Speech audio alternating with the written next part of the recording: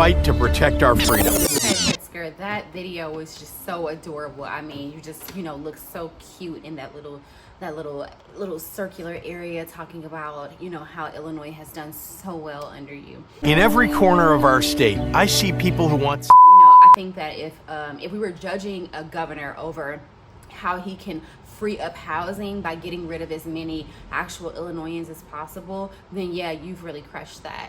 Or if we judged a governor on how oblivious he can keep himself from the pain and anguish of his citizens, I think you've definitely excelled at that. I mean, like the earplugs you must have in your ear where you're able to not hear the screams of pain, agony, and literally just hurt from the people who loved this state and now literally feel like they have no other choice but to move away.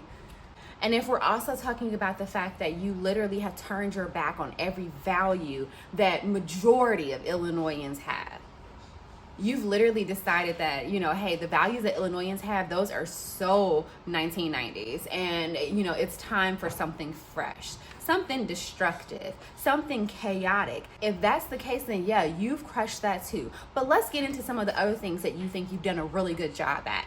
We balanced 7 straight budgets and got 9 credit upgrades. We raised the minimum wage.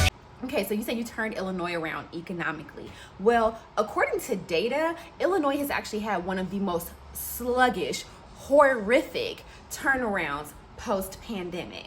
And also the fact that you became so dependent on pandemic funding, you actually decided to keep the state in pandemic mode as long as possible. You know how I know? Because I actually was living in Texas during the pandemic, and I would come and visit my family here in Illinois, and it was like coming to a third world country. It was like coming to, North Korea or something of that nature. People were literally here still walking, had arrows in the grocery store aisle with a mask on their face doing 6 feet no pressure. You kept the state in pandemic mode. You kept people in fear and terrified in Illinois because it served you, because it funded the RTA, because it funded CPS, because it funded all of the illegal immigrants that you were so happy to receive, even though you tried to act like you didn't want them. But when you realized that they could serve as a new electorate in Illinois, your whole vibe changed about taking in all those migrants, right? Yeah, so as far as the recovery and economics and balancing the budget, yeah, I could balance my budget too if I was allowed to steal. If I could literally take money from the future and then put it into my now budget, I think we could all balance a budget, right, Pritzker? Pensions are not funded. The problem is not fixed.